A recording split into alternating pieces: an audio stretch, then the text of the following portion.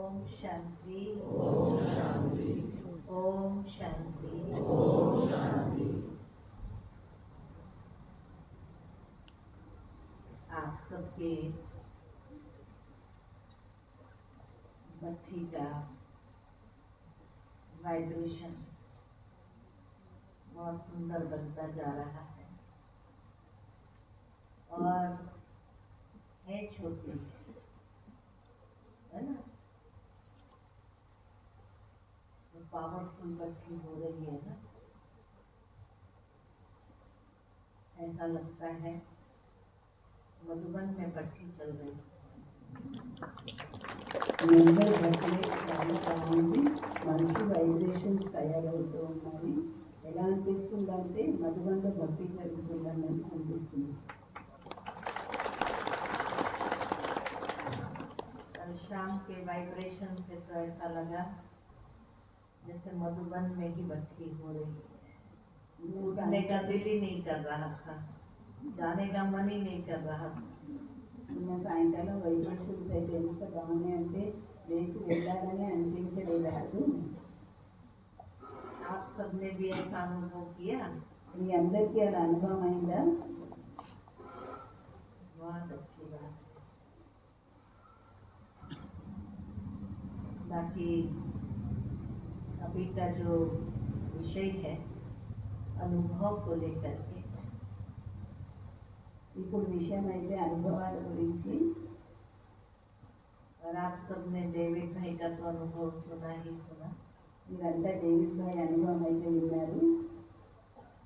परंतु मधुबन में जब से हम समर्पित हुए तब से एक बहुत अच्छा सौभाग्य इस आत्मा को भी प्राप्त हुआ।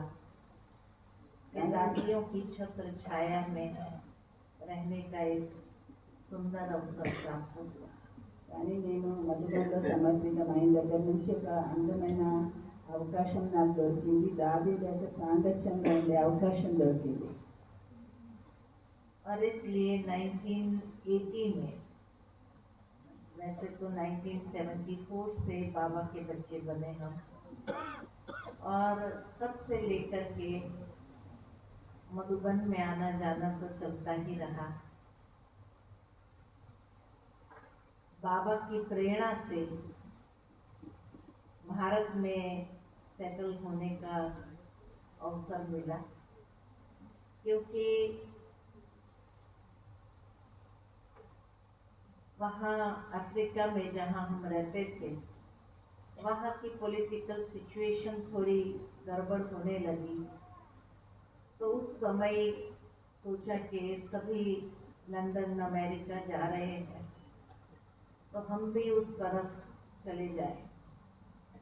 तो उस कारण से सब कुछ ट्रांसफ़र भी कर दिया लंदन में और सोचा लंदन में चले जाए, क्योंकि लंदन की सिटीजनशिप थी हमारे पास में। तो इसीलिए सोचा कि चलो लंदन शिफ्ट हो जाए। लेकिन कहा जाता है कि न चाहत कुछ और कुव्वत कुछ और, बाबा को कुछ और ही मंजूर था। అయితే అప్పుడు మేము 74లో జ్ఞానంతో వచ్చాము. అప్పటి నుంచి మధుబన్ రావడం వెళ్ళడం కూడా జరుగుతూనే ఉంది. కానీ తర్వాత ఇండియా షిఫ్ట్ అయిపోయాము. ఎందుకంటే ఆ సమయంలో ఆఫ్రికాలో మేము ఉన్న చోట కొద్దిగా పొలిటికల్ పరిస్థితులు సరిలేవు. అందరూ వేరే వేరే ప్లేసెస్కి షిఫ్ట్ అయిపోతూ ఉన్నారు. ఆఫ్రికా, యూఎస్, అమెరికా, లండన్ అలాంటి చోట్లకి. మేము కూడా లండన్ షిఫ్ట్ అయిపోదాం అనుకుని అక్కడికి అన్ని ట్రాన్స్ఫర్ చేసేసుకున్నాము. లండన్ సిటిజన్షిప్ కూడా ఉండింది. కానీ మనుషులు ఒకటి కలుసుకుంటే దైవం ఇంకోటి కలుగుతారని అంటారు కదా. तो जाने से पहले सोचा मधुबन बाबा से मिलन मना करके जाए। అయితే మేము అనుకున్నాము వెళ్ళే ముందు బాబాతో మధుబన్లో కలుసుకొని వెళ్దామని. इसलिए मधुबन बाबा मिलन के लिए आए तो वेदांती बहन ने बाबा को परिचय दिया, बाबा ये लोग अफ्रीका छोड़ रहे हैं। మధుబన్లో బాబాని కలుసుకుంటున్నప్పుడు వేదాంతి బహన్ బాబాకి చెప్పారు, బాబా వీళ్ళు ఆఫ్రికా వదిలేసి లండన్ వెళ్తున్నారు అని. तो उस समय बाबा ने स्वाभाविक रीति से पूछा कहाँ जा रहे। ఆ సమయంలో బాబా స్వభావ రీతిలో అడిగారు, ఎక్కడికి వెళ్తున్నారు వదిలేశాను. उस समय तो अव्यक्त बाबा एक एक से पर्सनल मुलाकात करते थे। तो जैसे ही बाबा को ये बात कही और बाबा ने पूछा कहाँ जा रहे हो, तो अचानक पिताजी के मन में, क्योंकि हमारे पिताजी बहुत निश्चय बुद्धि थे, पक्के बाबा के निश्चय बुद्धि बच्चे थे, तो उन्होंने बाबा को तुरंत कहा, बाबा आपकी श्रीमत क्या है, कहाँ जाना चाहिए। అయితే బాబాతో ఆ విధంగా మాట్లాడినప్పుడు బాబా అడిగారు, మీరు ఎక్కడికి వెళ్తున్నారని. అయితే మా నాన్నగారు చాలా నిశ్చయ బుద్ధి ఆత్మ, అందుకని ఆయన ఏమన్నారంటే, బాబా మీ శ్రీమతం ఏంటి, ఎక్కడికి వెళ్ళమంటారు అని. तो उस समय बाबा ने यही श्रीमत दिया और कहा कि बाप ने कौन सी भूमि पसंद की है। అయితే అప్పుడు బాబా అన్నారంటే, బాబా ఏ భూమిని ఇష్టపడ్డారు అని అడిగారు. तो बाबा ने तो भारत भूमि पसंद की है, तो इशारा मिल गया कि भारत आना है। लेकिन पिताजी ने उस समय फिर बाबा से कहा, भारत में हमारा कुछ भी नहीं है, कोई देश नहीं है। तो बाबा ने कहा कि सब बना बनाया तैयार है, आकर सीट संभालो। అయితే అప్పుడు వాళ్ళ నాన్నగారు అన్నారట, బాబా మాకు భారతదేశంలో ఏం అసలు ఆధారం దేశమేదే లేదు అన్నారట. అంటే బాబా అన్నారట, అన్నీ తయారయ్యే ఉన్నాయి, వచ్చి మీరు సీట్ సంపాదించన్నారు. और इसलिए जैसे ही बाबा की ये श्रीमत मिली, शायद बाबा बहुत अच्छे से जानता था भाग्य को कि विदेश जाते थे तो शायद ये लाइफ नहीं होती थी। బాబాకి చాలా బాగా తెలుసు పిల్లల గురించి, నేను కానీ విదేశాలకి వెళ్ళుంటే ఈ జీవితం ఇలా ఉండేది కాదు. और इसलिए जो है बाबा के कहने पर भारत में आए। तो जैसे बाबा ने कहा था कि आकर सीट संभालो, सब बना बनाया तैयार है, तो ऐसे जहाँ गुजरात में हम लोग थे, वहाँ शहर के बीचों बीच दुकान भी थी, क्योंकि पिताजी का बिजनेस में ज़्यादा रुचि रहता था, तो दुकान भी बीचों बीच और पूरे सामान के साथ सचमुच आकर की सीट संभालना। అయితే మేము భారతదేశానికి వచ్చినప్పుడు గుజరాత్లో టౌన్కి మధ్యలో ఒక షాప్ ఉండేది. మా నాన్నగారికి కూడా బిజినెస్ అంటేనే ఇంట్రెస్ట్, అన్ని సామాన్తో సహా షాప్ రెడీగా దొరికింది, వచ్చి షాప్లో కూర్చోవడమే అన్నట్టు అయింది. बाबा थे कि जहाँ निश्चय है तो निश्चय में विजय समाई हुई है, और फिर आगे पीछे संकल्प नहीं चलाना होता है। निश्चय बुद्धि उसी को कहा जाता है। निश्चय में अगर हमारा संकल्प चलता है तो इसी को मनमत कहा जाता है। श्रीमत में एक विश्वास हो कि भगवान ने जब कहा है तो वो वैसे ही होगा। भले परीक्षाएं आई, कई परीक्षाएं आई, लेकिन परीक्षाएं आने के बावजूद भी विजय निश्चित समाई हुई है। నిశ్చయం ఉంటే విజయం ఉంటుంది. బాబా శ్రీమతం పైన అలాగని మనం ఎంతమంది ఆలోచనలు చేస్తూ ఉన్నట్టయితే శ్రీమతంలో మన్నతం మిక్స్ చేసినట్టు ఉంటుంది. అదే బాబా శ్రీమతానుసారం నడవడంలో కొద్దిగా పరీక్షలు కూడా వస్తాయి, కానీ అందులోనే విజయం కూడా ఉంటుంది. और इसलिए जब भारत में आए और भारत में सेट हो गए, बाबा ने जैसे सब कुछ उपलब्ध करा दिया हो, ऐसे ही सहजता से सेट हो गए। और फिर उसके बाद जो है ज्ञान मार्ग तो था ही था, तो ज्ञान मार्ग में चलना, रोज मुरली सुनना। तो हमें उस समय 1 साल जब शिफ्टिंग चल रहा था तो हमें हॉस्टल में रहना पड़ा। అయితే అన్నీ సెట్ అయ్యే దొరికాయి, వచ్చేసాము. ఇంకా మనకి జ్ఞాన మార్గం అయితే ఉంది, రోజు మురళి వినడం, క్లాస్కి వెళ్ళడం అన్నీ. ఆ మధ్యలో మేము ఇండియాలో సెట్ అవుతున్న సమయంలో 1 సంవత్సరం హాస్టల్లో ఉండవలసి వచ్చింది. और उस समय जब हॉस्टल में रहे तो नेचुरल है कि हमारी माता जी को थोड़ा कंसर्न रहता था कि पता नहीं हॉस्टल में संग का रंग लग गया तो क्या होगा। तो तो उस समय जो है उन्होंने मेरे से एक ही बात कही, एक प्रॉमिस चाहिए बोले तुमसे। అయితే మా మాతాజీ కొద్దిగా మా గురించి ఆలోచన ఉంటుంది కదా, అందుకని ఆమె అడిగారు, నువ్వు హాస్టల్కి వెళ్తున్నావు కదా, నువ్వు నాకు ఒక ప్రామిస్ చేయాలి అని, నాంగచ దోషాలు ఉంటాయి కదా హాస్టల్లో అని. तो मैंने कहा क्या प्रॉमिस चाहिए? ఏం ప్రామిస్ చేయమంటావు అని అడిగాను. तो उन्होंने अव्यक्त बुक निकाली, अव्यक्त मूल्यों की किताब निकाली और मेरे हाथ में थमाते हुए कहा रोज उसमें से एक पेज पढ़ना स्कूल जाने से पहले। అయితే ఆమె అవ్యక్త మురళి తీసి నా చేతిలో పెట్టి, నువ్వు స్కూల్కి వెళ్ళే ముందు రోజు ఇందులో ఒక పేజ్ తప్పకుండా చదువుకోవాలి అని చెప్పారు. और फिर हमने भी सोचा ठीक है प्रॉमिस दे दो उसका मन रखने के लिए, और रोज उसमें से एक मुरली पढ़ना होता है, एक पेज पढ़ना होता है, पूरी मुरली नहीं पढ़ते थे, एक पेज पढ़ते थे। అయితే సరే ఆమె తృప్తి చేయడానికని ప్రామిస్ చేసేసాను, మొత్తం మురళి కాదు కదా చదవాల్సింది, ఒక పేజే కదా అని చదివేదాన్ని. हमें उस समय तो महसूस नहीं हुआ कि मुरली पढ़ने से क्या होता है, क्योंकि घर में थे तभी भी कोई इतना रेगुलर मुरली पढ़ना ये वो नहीं था।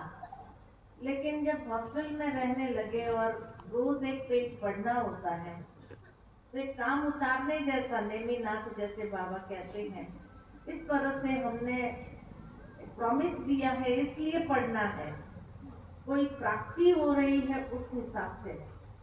అయితే ప్రామిస్ చేశాను కదా, అందుకని రోజు ఒక నియమం పూర్తి చేయడానికి అన్నట్టు రోజు ఒక పేజ్ మురళి చదివి పూర్తి చేయడమే అనుకునేదాన్ని.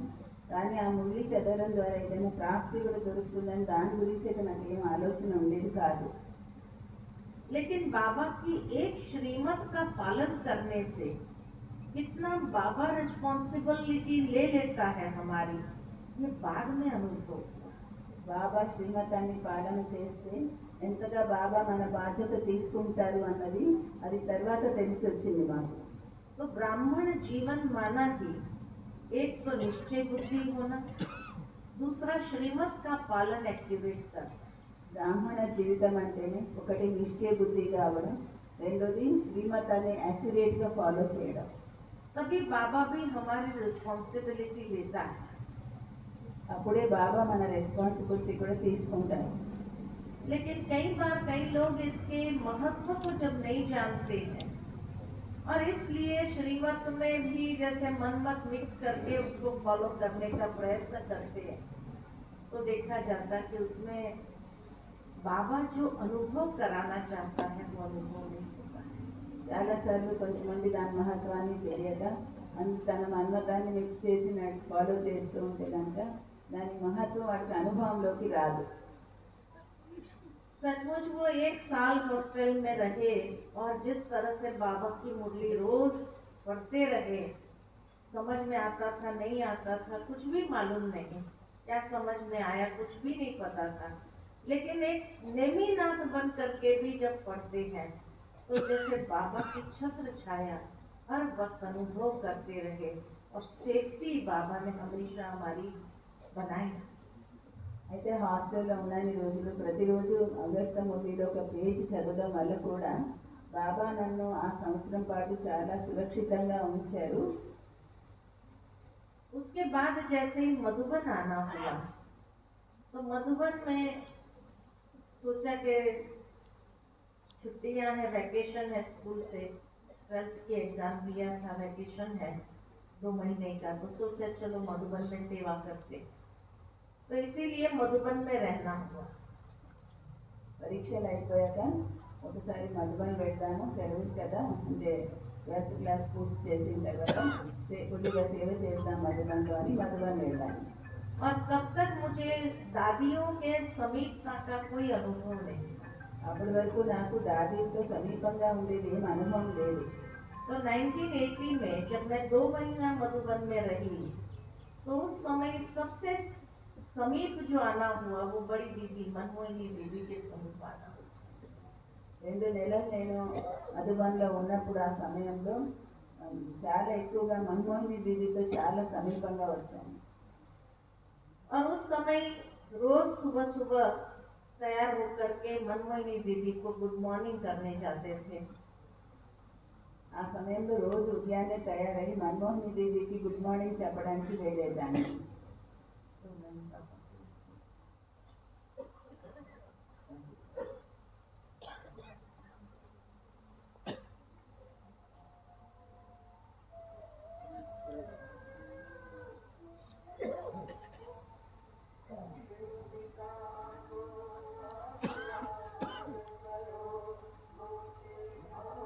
1980 में बड़ी दीदी के समीप आना हुआ।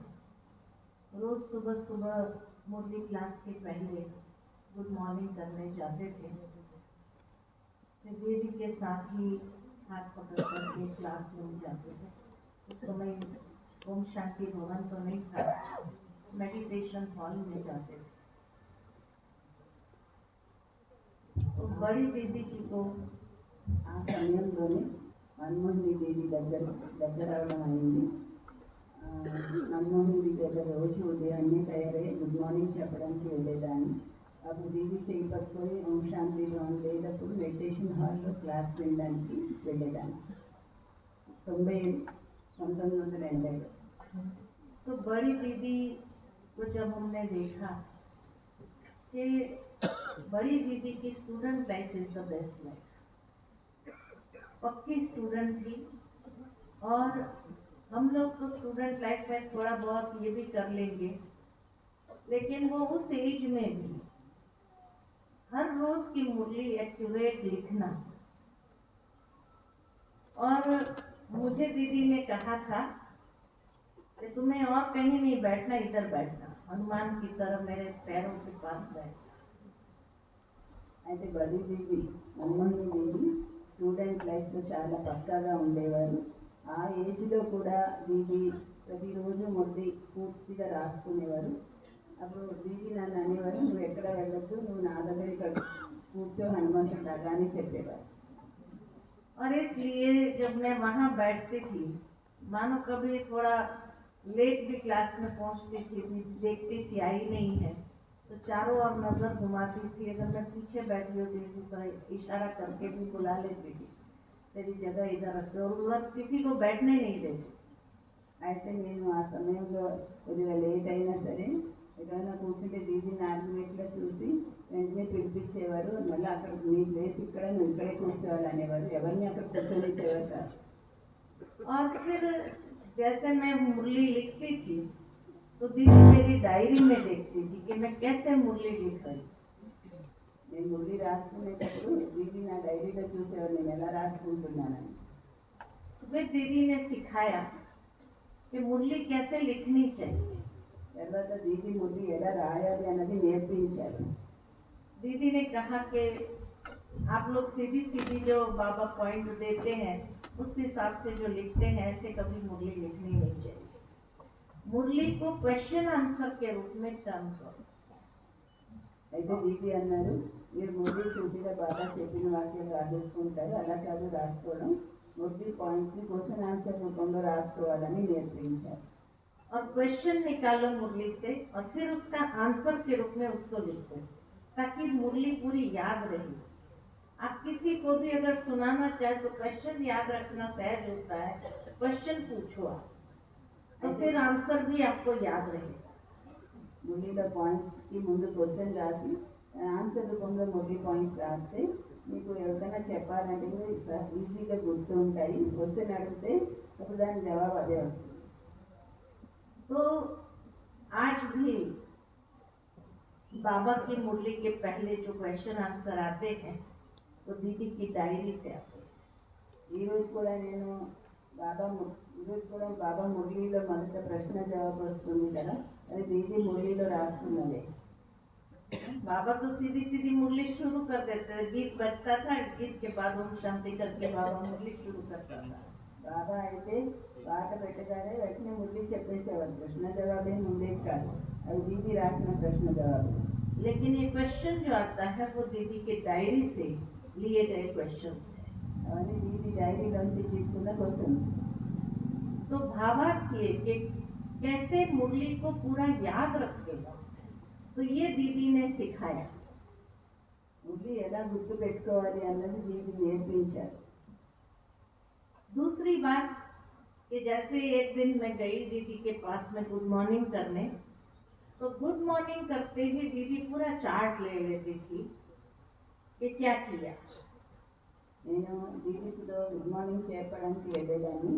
వెళ్తే గుడ్ మార్నింగ్ చెప్పిన వెంటనే దీది ఏం చేశానని నా చాట్ అంతా అడిగేవారు. और उस दिन दीदी ने पूछा, अच्छा अमृत वेला किया था? मैंने कहा किया। అయితే దీది ఆ రోజు అడిగారు, నువ్వు అమృత వేళ యోగం చేస్తావా అని. చేశానని చెప్పాను. फिर दीदी ने पूछा कि आज बाबा को कैसे याद किया? మళ్ళీ దీది అడిగారు, ఈరోజు బాబా నువ్వు ఎలా జ్ఞాపకం చేశావు అని. तो मैंने दीदी से कहा कि दीदी आज है ना मैंने साइलेंस का अनुभव किया। అయితే నేను చెప్పాను, ఈరోజు దీది నేను సైలెన్స్ అనుభవం చేసుకున్నాను అని. तो दीदी को बड़ी हंसी आई, बहुत हंसी आई। मैंने सोचा पता नहीं मैंने क्या करा तो बोल दिया, क्या बोला। అయితే దీది చాలా నవ్వారు. నేను ఏం తప్పు చెప్పానా అని నాకు అనిపించింది. फिर मोहिनी बहन वहाँ खड़े थे तो दीदी ने मोहिनी बहन से पूछा, मोहिनी आज तुमने बाबा को किस रूप में याद किया? అయితే అక్కడ మోహిని బహన్జీ ఉంటే దీది మోహిని బహన్జీని అడిగారు, నువ్వు ఈరోజు ఏ విధంగా బాబాని జ్ఞాపకం చేస్తావని. मैं देखती रही कि क्या माजरा है, क्योंकि दीदी भी हंस रही है, मोहिनी बहन भी हंस रही है। तो ऐसा क्या मैंने बोला? मैंने तो कुछ बोला नहीं, मैंने तो साइलेंस का अनुभव किया, यही बोला। लेकिन दीदी ने बहुत हंसा। और फिर जब मोहिनी बहन से पूछा तो मोहिनी बहन ने कहा, आज मैंने बाबा को साजन के रूप में याद किया। అయితే నేను అనుకున్నాను, ఏంటి నేను చెప్పింది పొరపాటు అని ఆలోచిస్తున్నాను. అప్పుడు మోహిని బహన్జీ ఏం జవాబు చెప్పారంటే, నేను ఈరోజు బాబాని ప్రియుడు రూపంలో జ్ఞాపకం చేశాను అని.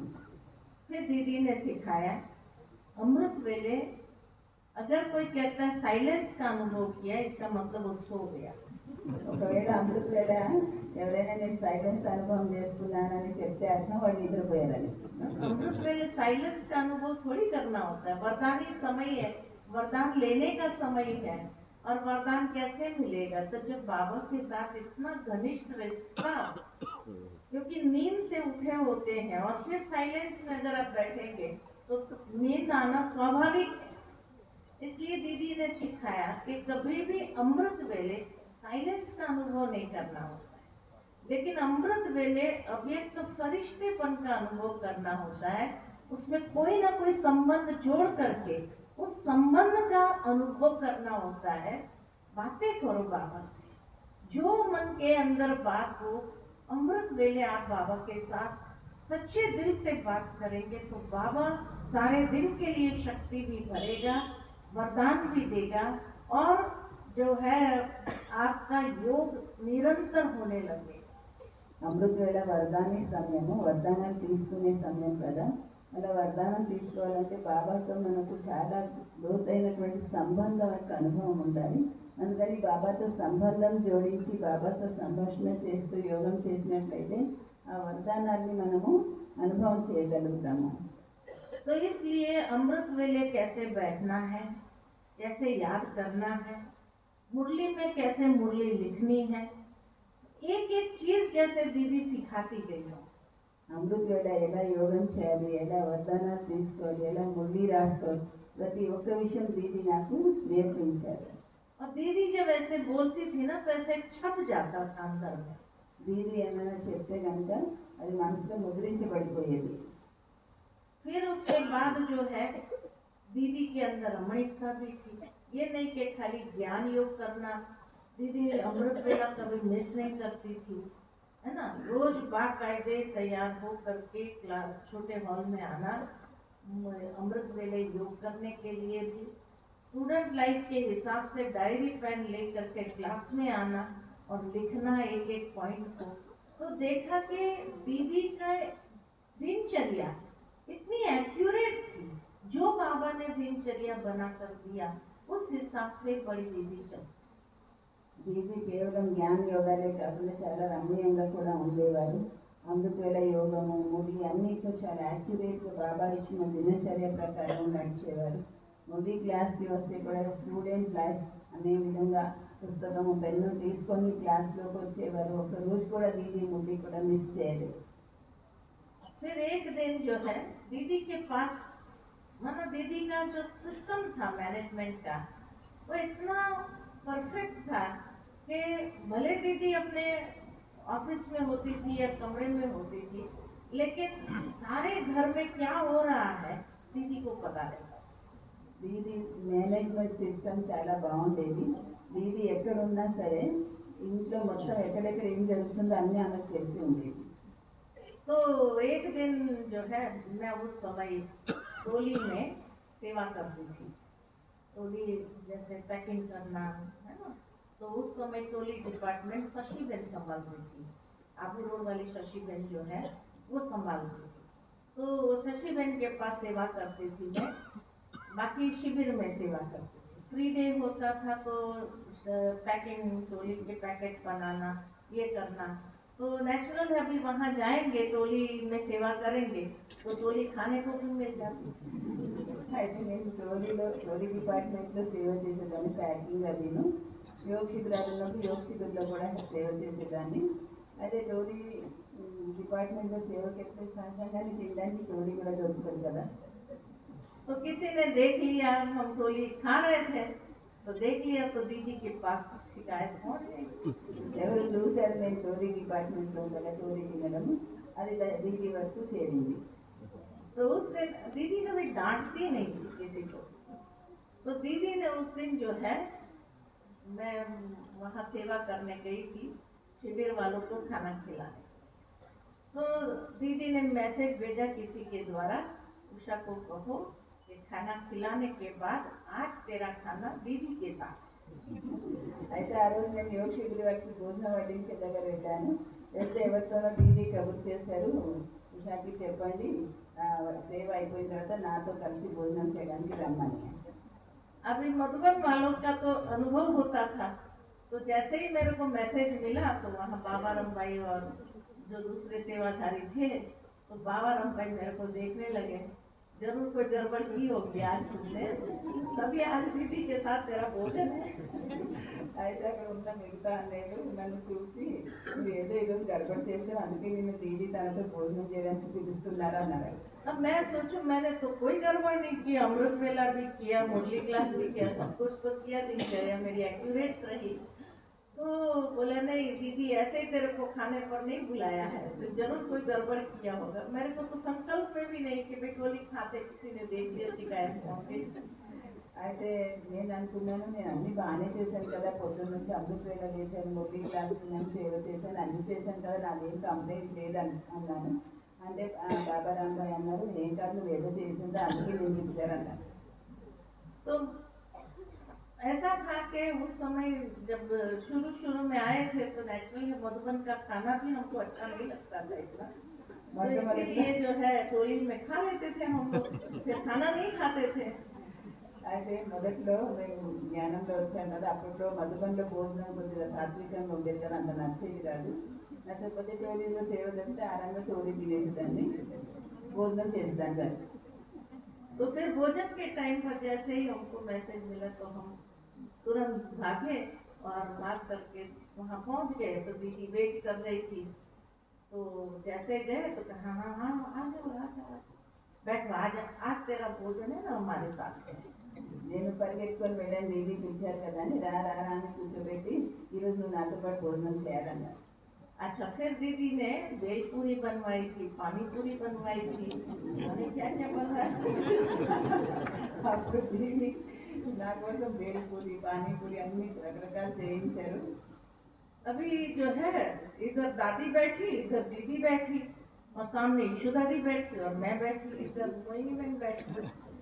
अब मेरे को शर्म में आया कि भाई मेरे को क्यों बुलाया, लेकिन समझ में नहीं आया। अब इधर से एक पानी पूरी बना करके दादी मेरी प्लेट में रखे खाओ, इधर से दीदी एक बना कर रखे खाओ, मेरे को अच्छा लगता है पानी पूरी अच्छी लगती है, अच्छा भेल पूरी भी तो लाओ, भेल पूरी भी खिलाओ। और मेरे को समझ में नहीं आया कि क्या। फिर दीदी धीरे से कहती है तुम्हें ना रोज हमारे साथ खाना खाना। मैंने कहा क्यों दीदी रोज क्यों खाना, तो कहा नहीं तेरे को मधुबन का खाना अच्छा नहीं लगता है ना, तभी तो तुम टोली खाती है ना, तो टोली क्यों खाने हमारे साथ। అయితే ఆ రోజు పానీపూరి ఒకటి దాది పెట్టేవారు, ఒకటి దీది పెట్టేవారు, ఒకటి మోహిని బెన్ పెట్టేవారు. నాకు చాలా సిగ్గు అనిపించేది అందరి మధ్యన కూర్చొని అలా తినడానికి, అయినా పెట్టేవారు. తిన్నాను. తిన్న తర్వాత ఇవాళ నుంచి రోజు నువ్వు మాతో పాటు భోజనాన్ని చేయడానికి రా అన్నారు. ఎందుకు ఇది రోజు ఎందుకు రావాలని అడిగితే, నీకు మధుబన్ భోజనం నచ్చట్లేదు కదా, అందుకే కదా నువ్వు టోలీ తీసుకున్నావు, అందుకని మాతో పాటు భోజనం బాగుంటుంది అన్నారు. अब मेरी ट्यूबलाइट हुई क्या?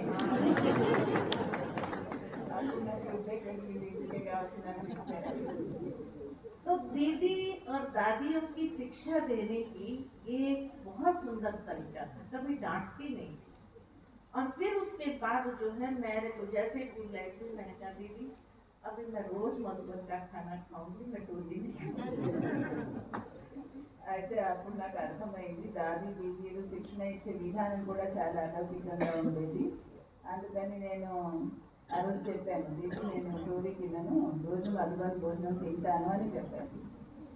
मतलब वो जो प्यार है ना, बाबा का प्यार जो है, बाबा ने कैसे उनको ट्रेन किया, बाबा ने किस तरह से उनको एक एक बात सिखाई, तो दादी दीदी के जीवन के अंदर वो चीज ऐसी समा गई थी कि दादी ने दीदी ने जैसे इतने प्यार से शिक्षा दी कि किसी को भी नियमों पर चलना, मना फोर्स नहीं कभी किया, लेकिन ऐसा रियलाइजेशन दिया कि जिस रियलाइजेशन के कारण हम खुद ही जैसे अंदर से अपने आप से प्रतिज्ञा कर लेते थे, नहीं दीदी आज के बाद आपको कभी शिकायत नहीं मिलेगी मेरी, और मैं रोज मधुबन का खाना, और तब से लेकर के आज तक मधुबन का खाना ही हम खाते हैं। ये नहीं कि टोली खा लिया, वो खा लिया, वो खा लिया। అయితే దాది దీదీకి బాబా ఎంత మంచిగా శిక్షణ ఇచ్చారంటే, బాబా శిక్షణలన్నీ వాళ్ళ జీవితంలో నిండిపోయాయి. వారు మాకు కూడా ఆ విధంగానే చాలా ప్రేమతో శిక్షణ ఇచ్చేవారు, ఎప్పుడూ కోప్పడలేదు. వాళ్ళంత ప్రేమగా ఇచ్చే శిక్షణ కారణంగా ఫోర్స్ ఎప్పుడూ చేయలేదు, కానీ రియలైజ్ చేయించేవారు. అందువల్ల మేము మేమే చెప్పేవాళ్ళం, ఒప్పుకునేవాళ్ళం. లేదు ఈ రోజు నుంచి మధుబన్ యజ్ఞంలో భోజనం తప్పకుండా తింటాను అని చెప్పాను. చెప్పి ఆ రోజు నుంచి ఈ రోజు వరకు నేను మధుబన్లో ఉన్నా, మధుబన్ భోజనమే తింటున్నా. साथ ही साथ दीदी की दूरदर्शिता बहुत पावरफुल।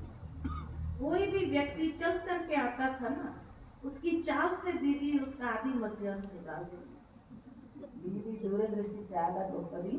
ఎవరైనా వ్యక్తి దీది ముందు నడుచుకొని వస్తుంటే వాళ్ళు నడుచుకొని వచ్చే విధానం చూసి వాళ్ళు ఏంటనేది చెప్పేసేవారు. और इसलिए एक बार शाम के समय मैं और शीलू दीदी जो है, उस समय तो मैं समर्पित भी नहीं हुई थी, कन्या के रूप में ही मैं सेवा करने के लिए आई थी। तो हम लोग, शीलू दीदी ने मेरे को कहा चल आज हम नक्की राउंड लगा के आते हैं। तो फ्री थे उस दिन, कोई शिविर वाले भी नहीं थे, तो हम लोग नक्की राउंड लगाने गए। नक्की राउंड लगा करके जैसे ही पांडव भवन आए, शाम का योग करने के हिसाब से 6:30 बजे जैसे अंदर आ गए, दीदी शाम का योग करने के लिए जा रही थी। हम दोनों को देख करके खड़ी हो गई आंगन में, पांडव भवन के आंगन में। और जैसे ही हम दोनों आ रहे थे तो दीदी ने बुलाया इधर। दोनों हम गए दीदी के सामने, तो दीदी ने नमः शाम के समय जैसे ये वरदानी बोले और कहा कि दीदी शीलू बहन को, शीलू एक दिन है ना ये तेरे से आगे निकल जाएगा। मैंने कहा दीदी हम तो कहाँ से आगे जाएंगे, हम तो अभी समर्पित भी नहीं हुए, हमको तो कुछ आता ही नहीं। शीलू बहन तो इतना कोर्स कराती है, शिविर कराती है, सब कराती है, क्लास कराती है, हमको तो कुछ नहीं आता है, हम कैसे जा सकते आगे। लेकिन उस वक्त शीलू बहन के भी जो निर्माण था, दीदी को कहा दीदी अगर ये मेरे से आगे जाए ना तो मुझे सबसे ज्यादा खुशी होगी कि मैंने एक व्यक्ति को तो बाप समझा। అయితే ఒకరోజు యోగ శిబిర్ సేవ అయిపోయిన తర్వాత సాయంకాలం శ్రీలు దీది మనం నది చుట్టూ వాక్ చేసి వద్దాం రమ్మని తీసుకువెళ్ళారు. మేము ఆ రౌండ్ పూర్తి చేసి వచ్చి సాయంకాలం యోగంలో పాల్గొనడానికి చేరుకున్నాము. దీది కూడా అప్పుడే యోగం చేయించడానికి వస్తున్నారు. నేను రావడం చూసి దీది నిలబడిపోయి మమ్మల్ని చూశారు. నేను దగ్గర రమ్మని పిలిచి ఏం చెప్పారంటే शीलू బహన్తో, शीलू ఈ అమ్మాయి ఒక రోజు నీకంటే ముందుకు వెళ్ళిపోతుంది అని చెప్పారు. చెప్తే నేను అన్నాను దీది నేను ఇంకా సమర్పిత కూడా కాదు, నేను సేవలో వచ్చాను కుమారి. शीलू దీది అయితే చాలా సీనియర్, ఆమె కంటే ముందు చెప్తాను, నాకేమీ రాదు కూడాను అని చెప్పాను.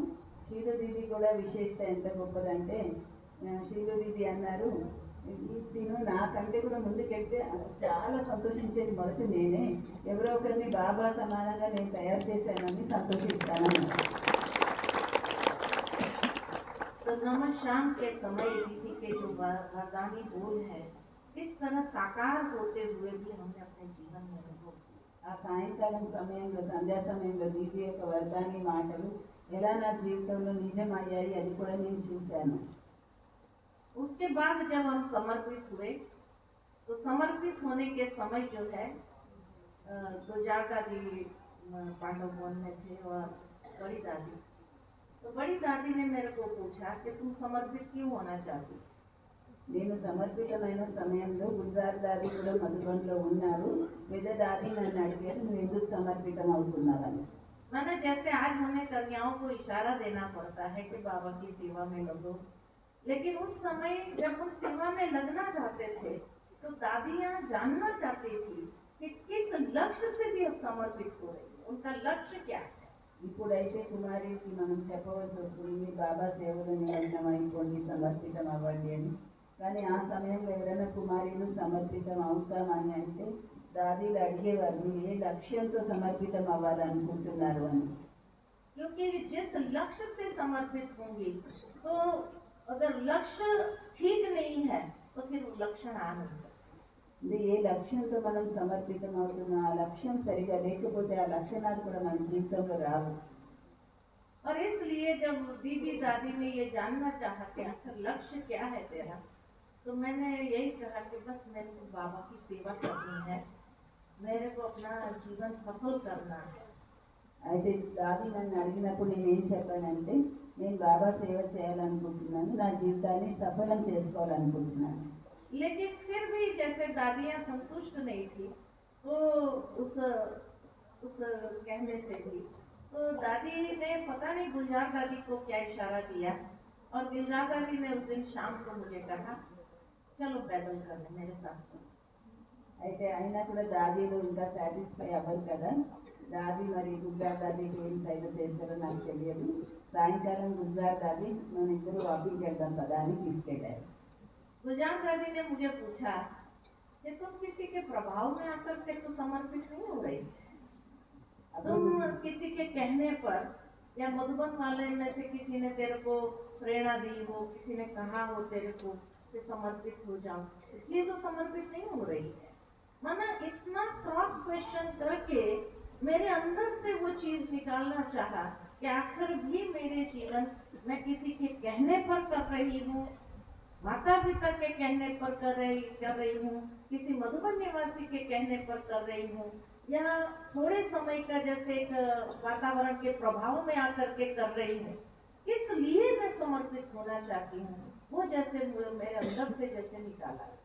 అయితే ఆ రోజు గుజరాత్ దాది నన్ను అడిగారు, ఏమంటే నువ్వు ఎవరి ప్రభావంలోకి వచ్చైనా సమర్పితం అవ్వాలని అనుకుంటున్నావా, ఎవరైనా నీకు చెప్పారా నువ్వు సమర్పితం అవ్వమని, అందుకనే అవ్వాలనుకుంటున్నావా, తల్లిదండ్రులు చెప్పడం వలన అని అలా అడిగి దాదీలు నా మనసులో ఏముందని ఆ ఉద్దేశాన్ని బయటికి తీయాలని ప్రయత్నించారు. क्योंकि दादियाँ ये समझती थी कि अगर किसी के कहने पर कर रही है तो जिस दिन जीवन के अंदर परीक्षाएं तो आती है, समर्पित लाइफ में कोई परीक्षा नहीं आती ऐसा तो है नहीं, तो परीक्षाएं तो आएगी। अगर किसी के कहने पर कर रही है तो परीक्षाओं का सामना करना, उसको पार करना आसान है। అయితే దాదీలు ఏమనేవాళ్ళంటే, ఎవరైనా చెప్పడం వల్ల ఎవరి ప్రభావం వల్లైనా మీరు సమర్పితం అయినట్లయితే సమర్పిత జీవితంలో కూడా పరీక్షలు అయితే వస్తాయి, కానీ ఎవరు చెప్పడం వల్ల సమర్పితమైన వాళ్ళు పరీక్షలు వచ్చినప్పుడు ఆ పరీక్షల్ని ఎదుర్కోలేరు. तो इसीलिए वो जानना चाहते हैं तुम अपने मन से अगर समर्पित हो रही है तो जीवन, तो उनको ये विश्वास होता था कि फिर उसके सामने कोई भी परीक्षा आएगी वो हार नहीं खाएगी, लेकिन उसको पार करने की उसके अंदर खुद में शक्ति आए। తన ఇష్టంతో తను సమర్పితమైనప్పుడు వాళ్ళ ముందు ఏమైనా పరీక్షలు వస్తే వాటిలో ఓడిపోకుండా వాటిని దాటగలిగే శక్తి వాళ్ళలో ఉంటుంది అని దాదీకి అభిప్రాయం. क्योंकि दादियों के मन में ये था ये विदेश की कुमारी है और पता नहीं विदेश की लड़कियां नाजुक होती है और अगर उनके सामने परीक्षा आई तो ये तो टूट जाएगी या बिखर जाएगी या वापस घर चली गई तो बाबा का नाम कहीं बदनाम न हो जाए। అయితే దావీదు ఏమనుకునేవాడంటే ఈ అమ్మాయి విదేశాల నుండి వచ్చింది, ఇప్పుడు విదేశీ అమ్మాయిలు సున్నితంగా ఉంటారు, ఏమైనా పరీక్షలు వస్తే ఆ సమయంలో ఒకవేళ తన ఇష్టంతో తను సమర్పితం అవ్వకపోతే మనసు డిస్టర్బ్ అయిపోయి ఇంటికి వెళ్ళిపోతే బాబా పేరు బదనాం అవుతుంది అని దావీదు ఆ విధంగా పక్కా చేసేవాడు. तो इसीलिए जब मैंने दादी से यही कहा कि नहीं दादी, मेरा मन का अपना विश्वास है बाबा के प्रति और इसलिए मैं समर्पित हो रही हूँ, तो तभी दादी ने कहा बातें तो आएगी उषा, और तुम अगर नाजुक तरीके से पली हो तो तुम बातों को क्रॉस नहीं कर पाएगी, तो तुम्हें कम से कम अपने अंदर को मजबूती को लानी पड़ेगी। అయితే నేను చెప్పాను దాదీతో, నేను నా ఇష్టపూర్వకంగా నేను బాబా సేవలో సమర్పితం అవ్వాలనుకుంటున్నాను అని. అప్పుడు దాది అన్నారు, చాలా విషయాలు నీ ముందుకు వస్తాయి, మరి నువ్వు అంత దృఢంగా లేకపోతే వాటిని అన్నింటినీ దాటలేవు అని చెప్పారు. और आज इसीलिए देखा जाता कि कई बार कई कुमारियाँ आती हैं, सेंटर पर रहती है, कुछ समय समर्पित भी होती है, लेकिन अपने मन से नहीं आती होती है, किसी के कहने पर आई होती है, तो फिर कुछ भी होता है तो परीक्षा को फेस नहीं कर सकती, वापस घर भी चली जाती। అంతే మనం చూస్తున్నాం కూడా, ఇప్పుడు చాలామంది కుమారులు వాళ్ళు వస్తారు, సమర్పితం అవుతారు, ఎవరైనా చెప్పడం వల్ల వచ్చినట్లయితే వాళ్ళ ముందు వచ్చేటువంటి విషయాన్ని వాళ్ళు ఎదుర్కోలేక మళ్ళీ ఇంటికి వెళ్ళిపోతారు. तो हमेशा जब अपने बल पर हम कोई डिसीजन लेते हैं तो हमारे जीवन के लिए हम खुद रिस्पॉन्सिबल हो जाते हैं। అందుకే మనం ఎప్పుడైనా సరే మన నిశ్చయంతో మనం సమర్పితమైనట్లయితే మనం ఎలాంటి విషయాలైనా దాటగలుగుతాం. और इसीलिए खाली कुमारियों की बात नहीं है, लेकिन जो भाई बहनें भी चल रहे हैं लेकिन वो निश्चय नहीं है खुद में, तो देखा जाता है कि कुछ समय तो ज्ञान में चलते हैं, कुछ बातें आई, परीक्षा आई और किसी ने कुछ कह दिया कि जब से तुमने ज्ञान में जाना शुरू किया और देखो ये परीक्षा पर परीक्षा आ रही है, बस वो ज्ञान बाबा का हाथ छोड़ करके भी चले जाते हैं। కుమారీలే కాదు, అన్నయ్యలు అక్కయ్యలు కూడాను వాళ్ళకి పూర్తిగా అంత నిశ్చయం లేకపోతే ఏమవుతుందంటే ఏదైనా పరీక్ష వచ్చింది, ఏదైనా విషయం వచ్చింది, వాళ్ళు ఎవరైనా ఏమైనా అన్నారు, డిస్టర్బ్ అయిపోయారు, జ్ఞానాన్ని వదిలేసి వెళ్ళిపోతారు. तो भावार्थ ये कि जीवन के अंदर आगे बढ़ना है, और इसीलिए दादी दीदी ने जब ये फैसला दिया कि अच्छा ठीक है तुम अपने मन से समर्पित हो रही है तो माना तुम तैयार है। फिर दीदी का मन ये था कि इसको, ये विदेश की कन्या है, इसको मैं जानकी दादी के पास ही भेजूंगी, क्योंकि उस समय विदेश के लिए हैंड्स नहीं थे इसमें, तो सोचा कि इसको मैं वहाँ भेजूँ। అయితే నువ్వు నీ ఇష్టంగానే సమర్పితం అవుతున్నావు కదా, సరే నువ్వు ఏదైనా సరే దాటగలుగుతావు అని చెప్పి దాది అనుకున్నారు, ఈ అమ్మాయి విదేశాల నుండి వచ్చింది కాబట్టి ఈమె విదేశాలు ఇప్పుడు సేవ జరుగుతుంది కదా, జానకి దాది దగ్గర పంపిస్తామని అనుకున్నాను. लेकिन उसी समय योगिनी बहन भी आए थे